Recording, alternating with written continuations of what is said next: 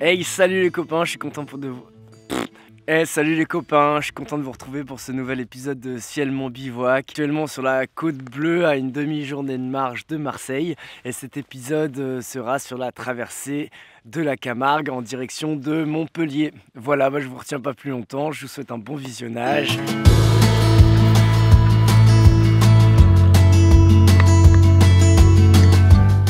Au moment de reprendre la route, je ne savais pas encore que j'allais trouver le courage de vous amener là où je ne vous avais pas encore amené sur ces 2000 premiers kilomètres. C'est-à-dire vous inviter à partager quelques-unes des rencontres que parfois seuls les voyageurs font. Comme ça, s'il te plaît. Comme ça, à peu près comme ça. Enfin, disons pour ranger la quantité de riz qu'on a là.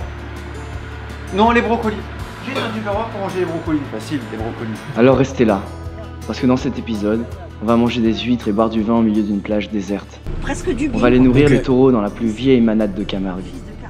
On va aussi passer plus d'une semaine à nouer une sacrée relation avec le directeur d'un studio photo,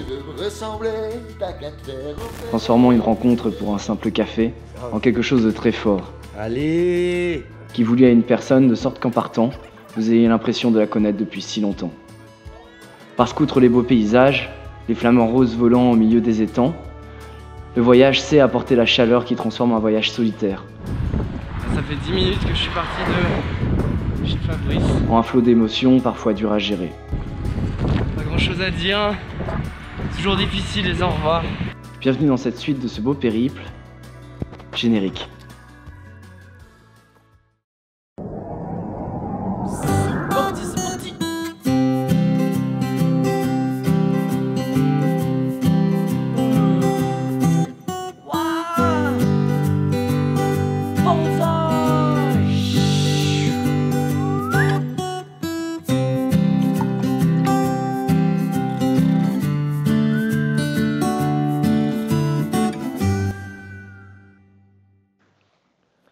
Côte Bleue, 30 janvier 2020. Repartir de Marseille, après plus d'un mois de pause pour les fêtes, était une petite épreuve. Un rythme à retrouver en somme. Ce mois passé à Strasbourg m'avait bouleversé. Retrouver la civilisation, les grandes surfaces et la société qui va vite, trop vite, n'était clairement pas facile. Hier parce qu'on est le 31 décembre et du coup je suis de retour à la case départ. C'est un peu la machine à laver émotionnelle en ce moment. Mais mes angoisses se sont aussi accompagnées de belles retrouvailles. Et c'était l'essentiel. Non, c'est bien, on est individuel.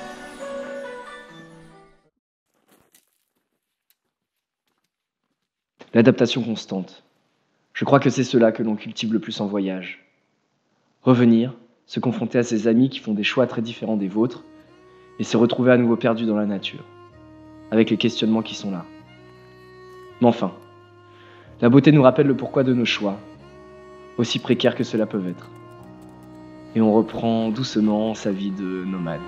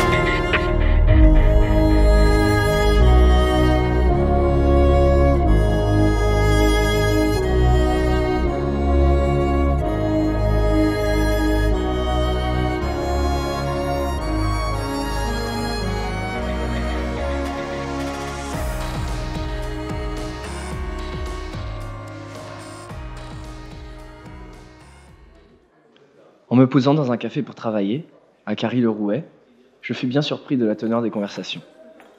Tout le monde était obnubilé par le coronavirus.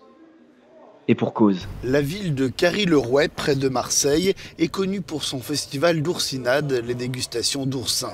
Des milliers de touristes venus de toute la France et au-delà viennent chaque année profiter de ces festivités. À quelques kilomètres du lieu où se déroule le festival, se trouve un camp de vacances. 180 citoyens français évacués de la ville chinoise de Wuhan y sont en quarantaine. Les habitants de Carry-le-Rouet expriment leurs inquiétudes.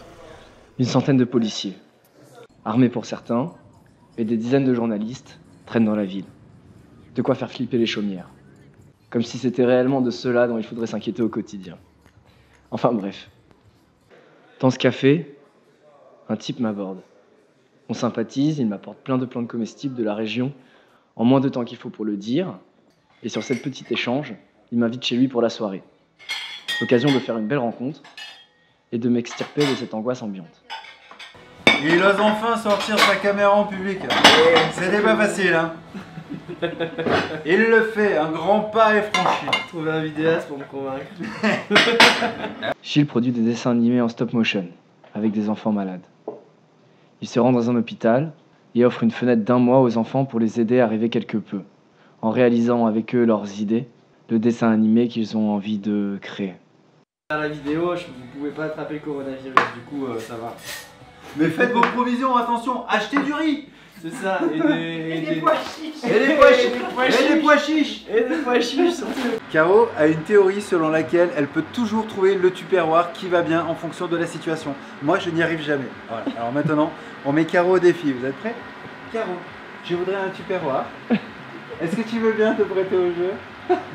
Je voudrais un tupperware comme ça, s'il te plaît. Comme ça, à peu près comme ça. Enfin, disons pour ranger la quantité de riz qu'on a là. Non, les brocolis.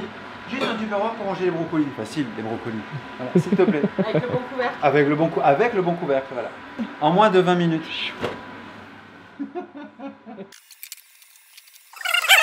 Regarde. Non, c'est trop rapide là, c'est pas possible que ça marche. Ah, mais si, regarde. Non, mais c'est toi qui es nul, hein, c'est tout. Hein. Non, regarde.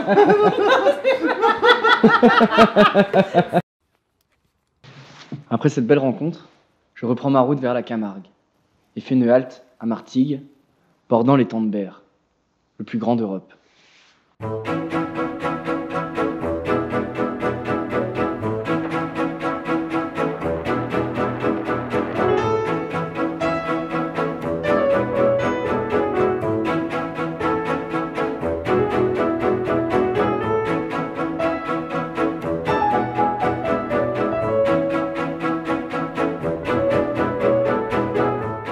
Au petit matin, je me fais offrir un café par le patron du tabac du coin, au pied du parc où j'ai dormi la nuit précédente. Là, j'y rencontre Fabrice, photographe et directeur d'un studio photo. Il me voit avec ma caméra, il me propose un nouveau café, mais cette fois-ci dans son studio. J'accepte, en me disant néanmoins qu'il fallait vraiment que j'avance. J'y suis resté 8 jours. Et ce fut des rencontres comme seuls les voyages en apportent. Comme un coup de foudre amoureux, mais amical en somme. Et ça a commencé comme ça. Tu t'appelles comment du coup? Fabrice. Fabrice, ouais. Ok, bah moi c'est Eric du coup. Au bout de 2 cafés, je décide d'y rester la journée. J'y rencontre 2 de ses potes. 3 heures plus tard, on rigole déjà pas mal avec le matos du studio.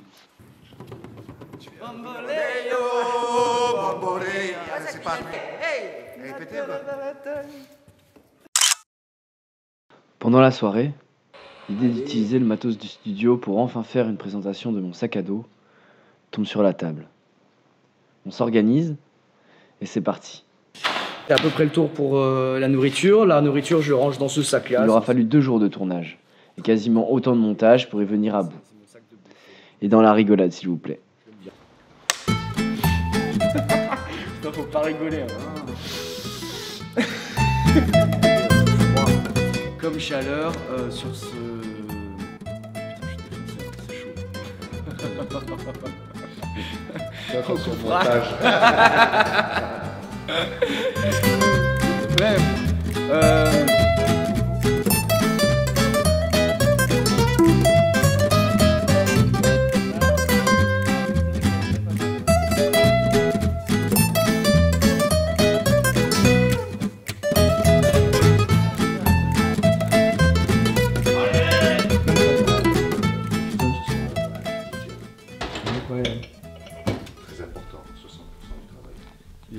hein. Franchement. Allez à Provence Scénario. Hein. Vous aurez une vaisselle faite nickel. Nickel. On n'avait pas envie d'en rester là. L'idée de faire une petite conf à Martigues est aussi tombée sur la table. Allez. Allez. Allez. Ça classe, hein. Attends, on a 3. Vas-y. 4 par 4. Faut que je mette ça, sinon Allez. Allez, comment créer Allez.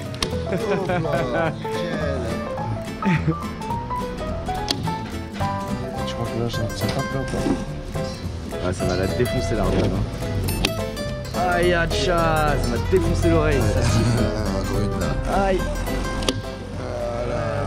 Et puis la déconnade n'enlève rien non plus aux conversations sérieuses, qui apprennent également à nous connaître différemment. Là, ça apporte des films. C'est bien, mais ça apporte pas du travail aux gens de Martigues ou les alentours. Mais le problème, c'est que c'est ça à l'heure actuelle, sans qu'il y ait un soutien réel de l'État pour la culture, etc. Chine et tout ça. Mais j'essaye de taper le plus possible des informations. Tu vois ce que je veux dire? De m'en taper, de dire dégage. Parce que la peur, le machin, je trouve qu'ils essayent. On est dans une politique où ils font tout pour que tu aies peur. Et que tu restes chez toi, tu troisième chez toi, tu fais un taille, tout simplement. Et puis, après une semaine à nouer des liens, il faut faire le choix difficile de reprendre son sac, de retrouver sa solitude et les beaux paysages. Au revoir. Ouais, je m'en vais. Ouais. Ah, pardon. C'était vraiment un plaisir. Ouais, sérieux, la classe. Merci. Et qu'est-ce que je veux dire bon courage. Ouais. Allez, ciao. bravo. Allez, courage.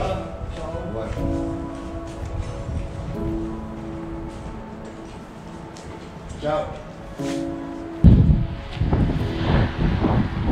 Bon. Ça fait 10 minutes que je suis parti de chez Fabrice. Je suis encore dans Martigues. C'est toujours difficile les au revoir. Surtout quand ça fait une semaine, 10 jours que tu as rencontré une personne et que... Tu sais, c'est court 10 jours dans une vie. Mais quand tu fais ce genre de rencontre et que ça dure aussi longtemps, tu as l'impression de te connaître depuis des mois. Et ouais, ça fait mal de partir. Franchement, hein, c'est difficile.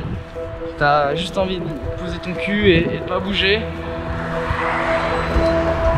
Il faut bien partir.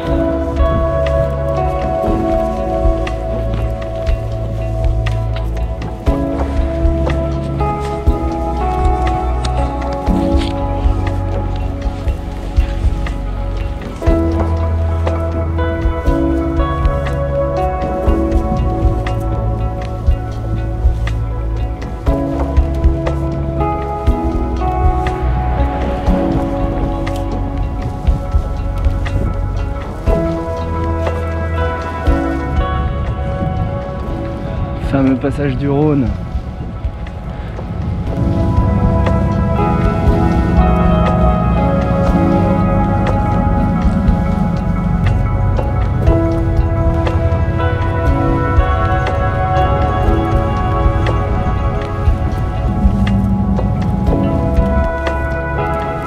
Et c'est parti, c'est parti.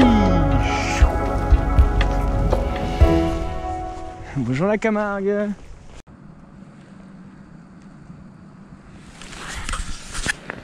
Hey,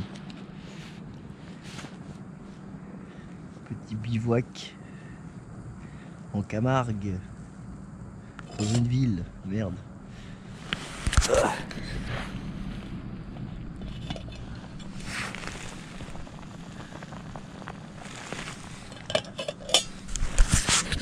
On va changer, ce sera pâtes ce soir, avec un peu de morbier, pas de fromage local malheureusement.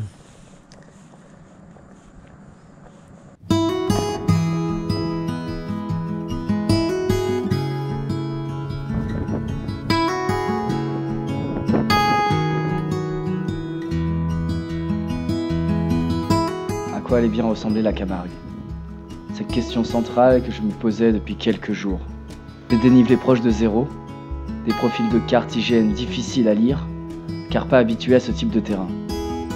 Au final, je savais que j'avais environ 150 km de marche en bordure de mer et des étangs, et très peu d'habitations, ce qui allait pas mal changer des derniers jours. Je longe ainsi un long sentier qui me dirige vers le front de mer. 20 km de plage déserte, rien que pour moi. Enfin, et quelques oiseaux qui s'y trouvaient là aussi. Et quel bonheur.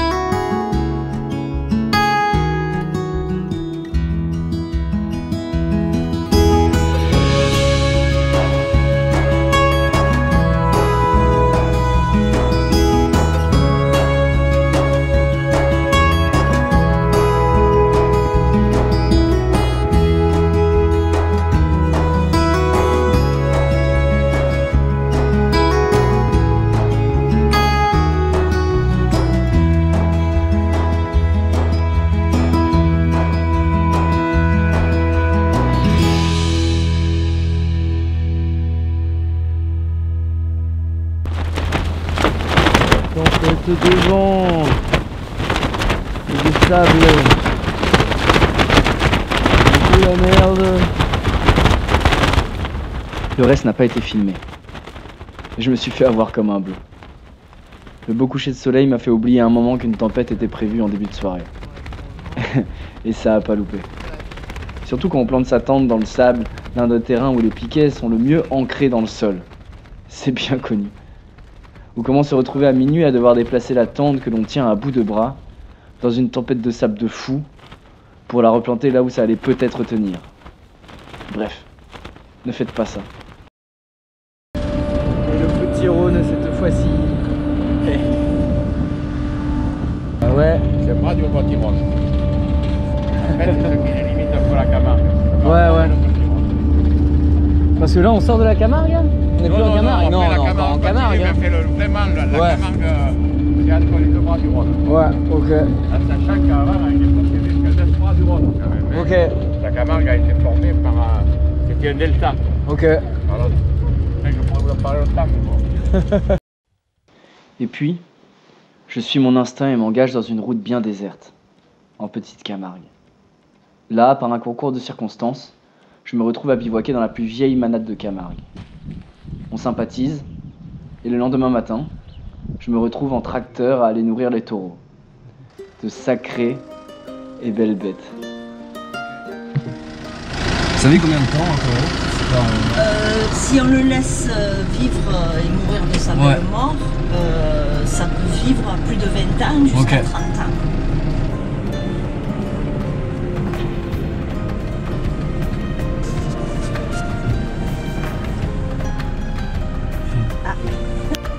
Il y a des moustiques au mois de février. Non mais c'est horrible hein, hier, ouais non mais... Changement climatique quoi. Brésil, ça veut dire... c'est l'escargot de mer. Ok. Que l'on mange. En occitan du coup? En provençal. Provençal, ouais. Ok. Lui c'est le fils de Carioca. Alors lui, il est magnifique. Lui. Ouais, ok. Mais c'est un coquin. Hein. Ah ouais? Regardez. Vous pouvez ouvrir, hein? Allez. Bonjour toi, Carioca. Je reprends ma route. À une centaine de mètres de là, je suis subjugué par les temps qui bordent la mer. La Camargue, dans toute sa splendeur.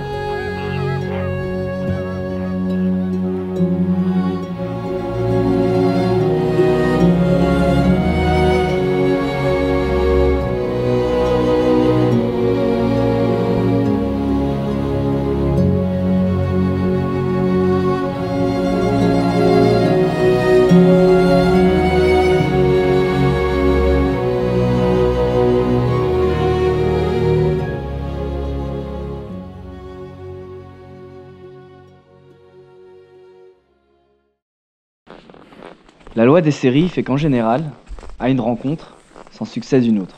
Tous les samedis. 500 mètres plus loin seulement, des gens cherchent un tire-bouchon pour déguster des huîtres avec un peu de vin, au milieu d'une plage déserte. Un beau prétexte pour une nouvelle belle rencontre. Et là, on est à 50 km de Montpellier, en vol d'oiseau. Ah oui. Oh. Non, à midi, on Ah, vous êtes arrivé tôt, quoi. Oui, en fait, on va manger l'aioli dans une manade. Une manade Ah, ok. de. Là, on mange de pas, gourmet, là. on fait l'apéritif. Ah, ok. L'aioli. Tu sais ce que c'est l'aioli? Non. Non. Alors, l'aioli, c'est un plat, c'est provençal, quoi.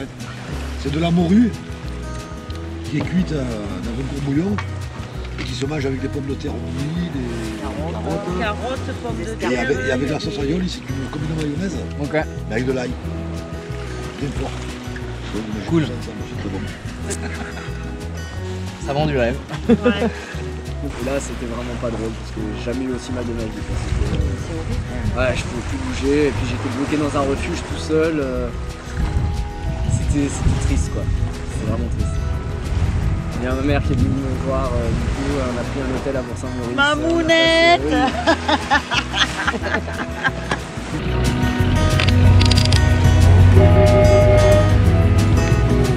Ciao.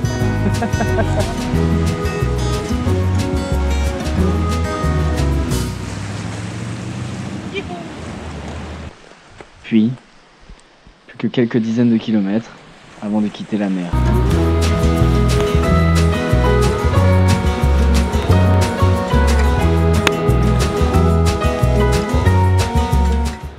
Bon, je dois vous avouer, la Camargue, c'est plutôt pas mal. J'avoue que j'angoissais un peu de faire ces 200 km sur du tout plat, parce que c'était vraiment pas l'idée de ce voyage, et je regrette pas du tout. C'est des plages fantastiques, les taureaux, des flamants roses avec de l'eau absolument partout, à gauche, à droite, et puis la mer quoi. Non, franchement, c'est une bonne surprise. Il y a vraiment des beaux coins en France.